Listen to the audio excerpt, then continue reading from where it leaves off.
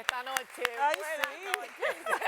Se siente. Se siente la emoción. La energía. Bueno, cuando hay tanta gente, los seres humanos emitimos esas ondas energéticas positivas. Y la gente que hay aquí hoy es muy, muy chula. Así es que no puede perderse el programa de esta noche, empezando por el primero de los invitados. Pero antes vamos a saludar a toda nuestra audiencia. Gracias de verdad por, como siempre, sintonizar cada noche como lo hicieron en el día de ayer.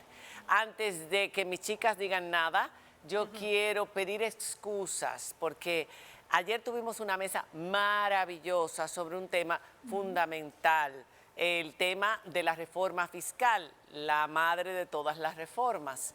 Pues fue interrumpida abruptamente 3 minutos antes de completar la hora. Ya nosotros nos excusamos con nuestros contertulios y también queremos excusarnos con todos ustedes porque fue sin ninguna advertencia de que se iba a interrumpir y que se iba a terminar el programa. Y así no debe ser, sobre todo con un programa y en un canal de esta categoría.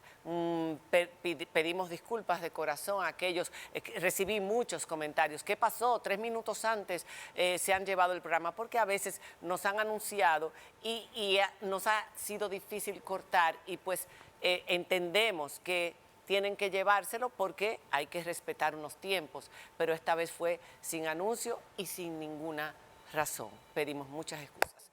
Y vamos ahora a la alegría. ¿Qué tal, Nairobi? Diana. Buenas noches, felices. Un día que promete el programa de hoy. Ya vieron en el inicio todo lo que hemos preparado para ustedes, así que no hay excusa para moverse. Diana, buenas noches. Buenas noches. No, en días como hoy es que yo quisiera estar personalmente. Ay, yo lo sé, Diana. Para bailar un merenguito Ay, con Quinito, Diana. para disfrutar de mi hermano Pavel y por supuesto para hablar un rato con, yo creo que nuestro economista consentido de la casa. Sí, hijo de la casa. Él no se puede quejar. Henry Ebrard y él. Porque son dos, ¿eh?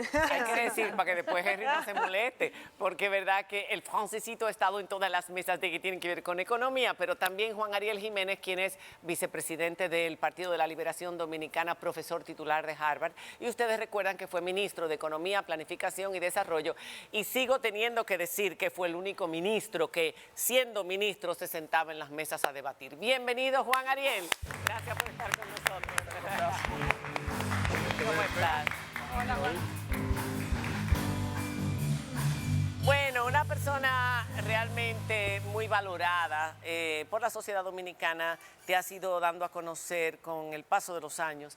Y cuando se habló hace poco, cuando el partido hizo esta rueda de prensa, haciendo, que no sé si lo han hecho, un mea culpa o un autoexamen. Una reflexión. Exacto, de qué pasó, qué es lo que ha ido pasando con el partido a lo largo de los diferentes procesos electorales, ha ido perdiendo muchísimo y la gente se preguntaba, bueno, pues si esa renovación va a implicar sangre nueva, gente que se ha ganado el respeto en la sociedad, que no está asociado a temas de corrupción, que es una de las retrancas del PLD, aunque ustedes nunca lo mencionan. La gente pensó en ti, pero tú acabas de decir hace poco que tú no vas a optar a nada y tú eres el VP del partido y ahora el Congreso es a final de este mes. ¿Por qué?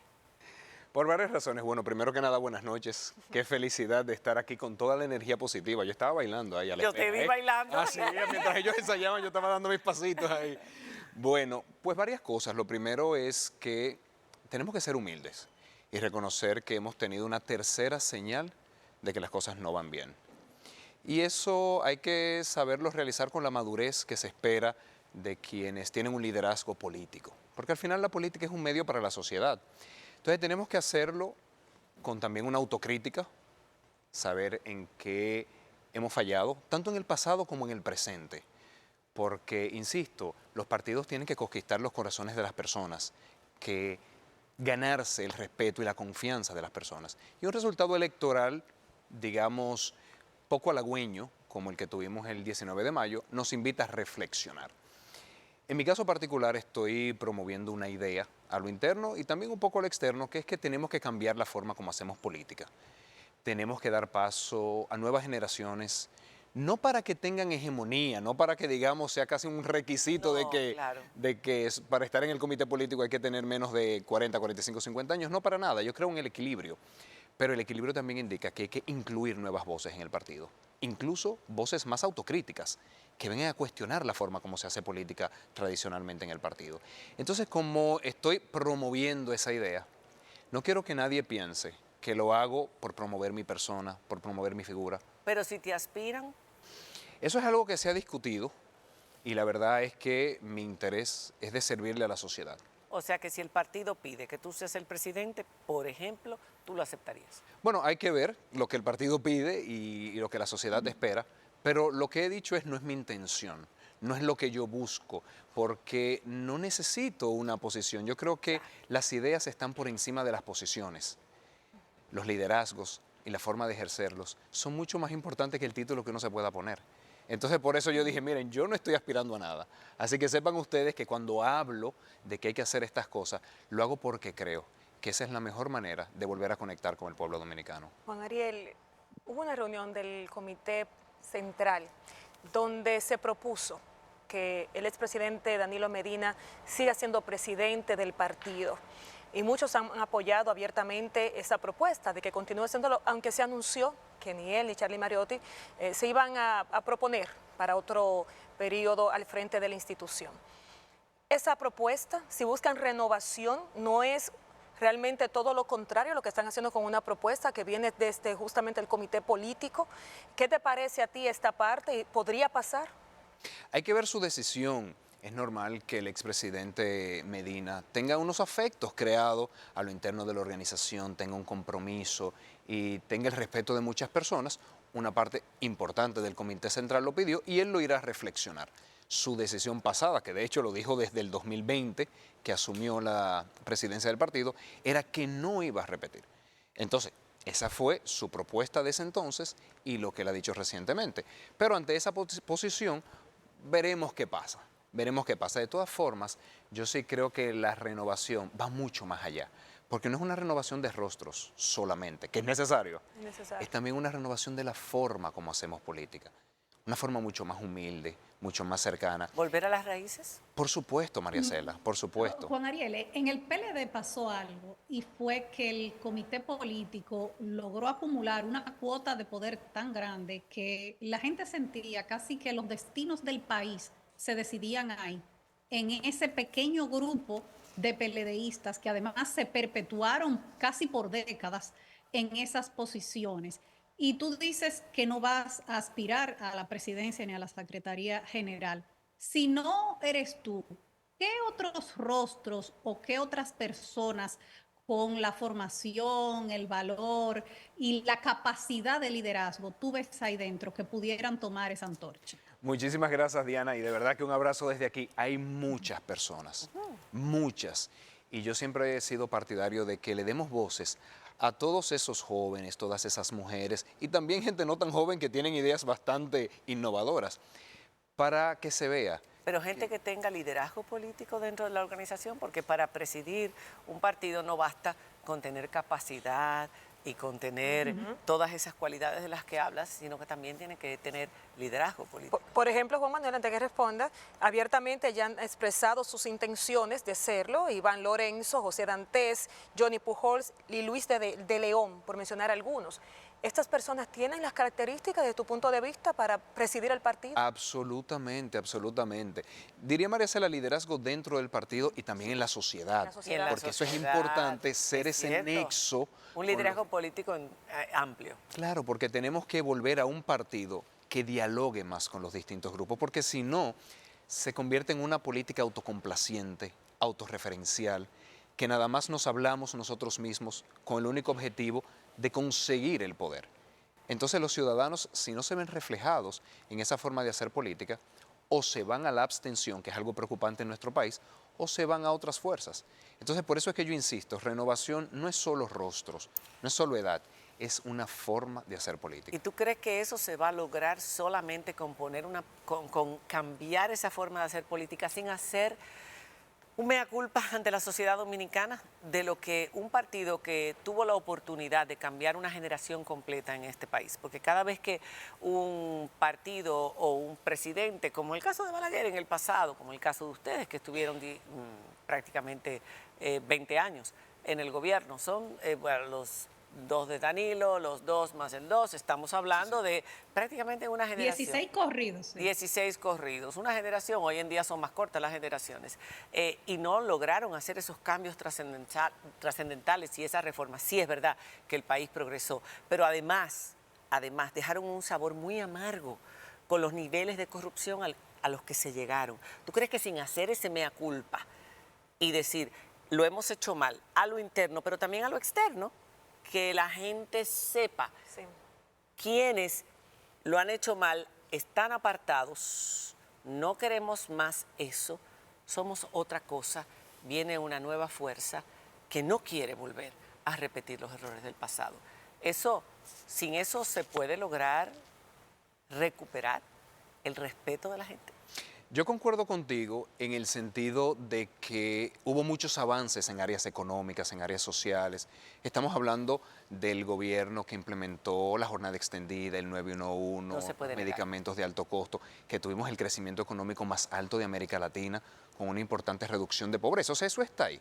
Ahora, la gente esperaba más de nosotros y tenemos que tener la valentía de decirlo. En la parte institucional, que es, digamos, donde siento que por ahí viene tu pregunta, en la parte institucional, aunque se hicieron muchos cambios en las leyes y muchos mecanismos, no se vio un resultado satisfactorio. Y hay que decirlo. Yo creo que la autocrítica nos ayuda a mejorar. Y la parte de la corrupción, Juan Ariel. Tú le sacas los pies a esa pregunta. Yo creo que más de una vez te he mencionado el tema. Yo sé que es delicado para ti en tu posición, pero como hombre joven que puede llevar ese partido a otras etapas, es importante que tú te mojes, como dicen en el lenguaje coloquial. Varias cosas, Maricela. Yo creo que todo el que ha hecho lo incorrecto, la persona que ha hecho un acto doloso debe pagar todo el peso de la ley. Porque si una persona lo hizo desde el gobierno, traicionó a la sociedad y traicionó al partido también. Lo que pasa es que eso lo tiene que determinar la justicia. Un partido no puede sustituir la justicia y señalar personas que no han sido dictaminadas por un juez como culpables. Entonces, yo sí creo que lo que le corresponde a un partido, una organización, es establecer los mecanismos, los controles, los límites, y obviamente no fueron suficientes.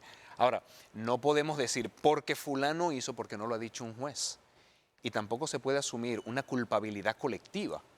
Eso tampoco, porque, a ver, nadie es responsable en una organización tan grande como el gobierno, nadie es responsable de lo que haga una, ni 5, ni 10, eso es verdad. Ahora, saber que la sociedad esperaba más de nosotros en cuanto a lucha contra la corrupción, prevención contra la corrupción, promoción de la transparencia, fin de la impunidad, eso es verdad que no estuvimos a la altura. Y es nuestro compromiso, como digamos los nuevos liderazgos que van surgiendo, decirle a la sociedad, mire, si no llenamos las expectativas, ya nosotros vamos a trabajar en ello. No con promesas vanas, porque muchas personas y muchos políticos prometen y luego ahí están los tweets y una cosa es la realidad y lo que prometieron anteriormente, la guitarra y el violín. No, con propuestas puntuales, porque muchas personas en la política, y también lo pudiera decir de este gobierno, han promovido una integridad que no se ve en los hechos. Entonces eso va haciendo que las personas desconfíen. Por eso es que soy partidario de reformas estructurales. De decir, no es que asumo que soy más honesto y más íntegro que nadie, es que tengo una idea de cómo se pueden instalar mecanismos para que tan pronto se vea ese caso, se pueda proceder. Por eso yo he sido partidario del Ministerio Público Independiente. Sí. Y he dicho, pero una independencia real, una independencia en el mecanismo de selección, que yo creo que debería estar en el Consejo Nacional de la Magistratura, que por cierto creo que tiene que ser modificado, porque Entonces, históricamente... ¿está de acuerdo con la reforma? Pero eso tendría que hacerse a través de una modificación constitucional. Entonces, ¿tú Absolutamente. estás de acuerdo con esa modificación constitucional? En la parte de hacer un Ministerio Público Independiente, cuya selección sea un órgano colegiado, con una composición lo suficientemente plural, para que no sea dominada por un gobierno, el que esté de turno, Exacto. el de ahora, el futuro y el de 50 años, con un presupuesto independiente, porque mientras siga dependiendo del Ministerio de Hacienda, bueno, me dan 2.500 millones, 2.600 millones, hay un vaso comunicante que no da una independencia efectiva. Esas son las cosas y yo estoy completamente comprometido y creo que si hay una organización que tiene ese compromiso, es el PLD. Y en mi caso particular, yo estoy plenamente convencido de que tenemos que pensar las reformas políticas fuertes para volver a un Estado mucho menos dependiente, mucho menos sensible de una política dominada por el dinero. En ese punto entonces de una reforma constitucional para permitir la independencia en el método de elección, ¿estás de acuerdo? Y con la reforma fiscal. En el día de hoy ha salido informaciones de que rechazas, que estás opuesto a la reforma fiscal propuesta por el gobierno desde diferentes perspectivas. Y lo publicaste también en redes sociales. Explícanos un poquito en qué consiste esa publicación y también por qué la oposición. Por cierto, debieron invitarme ayer a la mesa esta, Bueno, tenía no, esa pero guardada. teníamos en la lista. Mira, Juan Ariel, yo sé Él que vino la con viste. esa ahí. Te teníamos en la lista, No te pero preocupes. Diana, ¿te Mira, ¿qué es acuerdas? lo que pasa es que cuando ya haya una propuesta formal de parte del gobierno, vamos a tener que hacer otra, Mira, y en esa tú vas a claro. estar seguro. Diana, En quisiera... esa no queríamos nadie que estuviera ligado a ningún partido, o por lo menos que... Pero yo sé ser objetivo y tú Bueno, lo sabes. yo lo Diana, sé. conecto con lo que has dicho. Yo no quisiera prejuiciarme con una reforma que todavía no ha sido presentada. Por el hecho de estar en la oposición, no tengo que oponerme a todo lo que hace el gobierno y yo he reconocido en público, en las redes, cuando entiendo que algo se hace bien. Yo creo que esa es una forma correcta de hacer política. No estoy prejuiciado. Ahora, tiene que explicarse qué se busca con la reforma. Quizás como economista sé que el objetivo determina el mecanismo. Se busca transformar la estructura económica como la que se hizo a inicios de los 90. Se busca incrementar los ingresos para bajar los niveles de deuda o para permitir mayores niveles de gasto. Eso es lo primero. Y dependiendo del objetivo, entonces ahí podemos ver qué mecanismo es mucho más eficaz en lograrlo. En lo que respecta a la parte impositiva, yo creo que hay mucho que revisar. Yo soy partidario de la sustitución, por ejemplo, y así lo he hecho y lo he escrito, del anticipo por otras figuras que compensan pero no son distorsionantes, por ejemplo.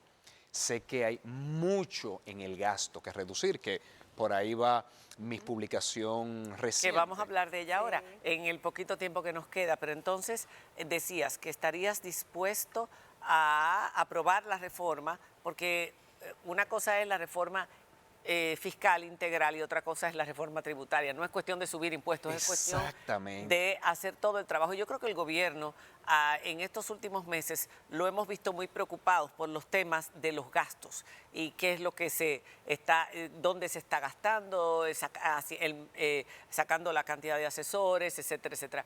Sin embargo, tú publicaste y en eso estamos dándole seguimiento, algo que nos llamó la atención. Desde que lo vimos, empezamos a inferir que tenía que ver con los gastos de campaña. Publicaste lo que el gobierno había gastado en abril del 2024 en comparación con lo que se había gastado en abril de 2020. Y también después agregaste abril de 2019. Y las proporciones las cantidades son totalmente disímiles y llaman la atención. Sin embargo, y me imagino que tenía que ver con lo de las elecciones.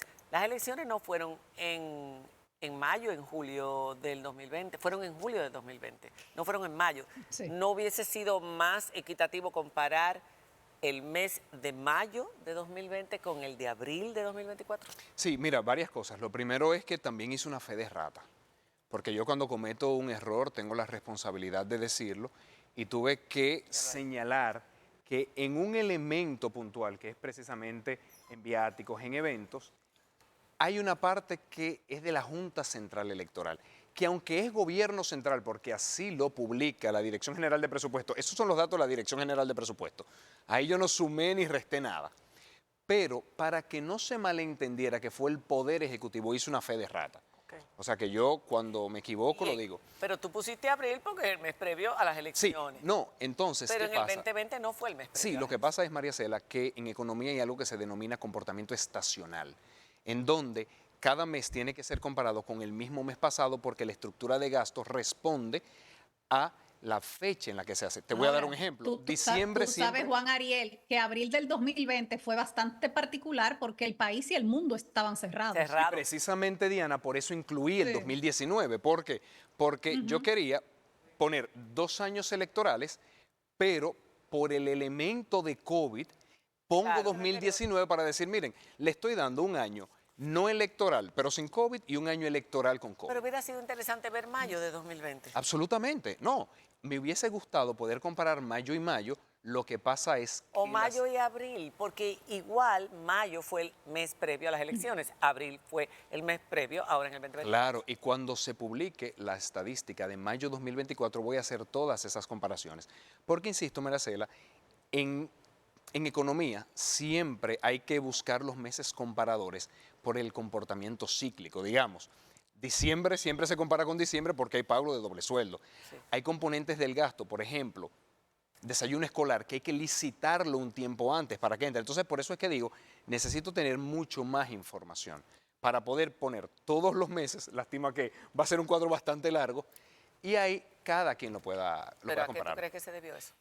Si esos números son tal cual, ¿los estás poniendo ahí? Sí, son tal cual. Ahí no hay ninguna suma ni ninguna resta.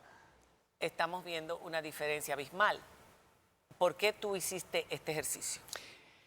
Por varias cosas. Lo primero es que no es la primera vez. Yo lo hice también en febrero. Sí. No sé si recordarán un artículo, un febrero claro. extraño, donde yo digo, miren, en periodos relacionados a campaña se está viendo que se dispare el gasto. Veo cada una de las partidas y lo comparo con ejercicios electorales pasados, el 20, el 16, el 12. Lo que pasa es que en Twitter no puedo poner muchas cosas porque abrumo de información. En el artículo casi siempre se detalla mucho más. Pero yo creo que un rol de los partidos políticos es que tenemos que ser contrapeso.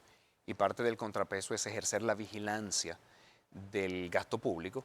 Y lo que yo estoy documentando es que si uno mira las proporciones, por eso lo comparo con medicamentos, eso va dando idea de cuáles son las verdaderas prioridades.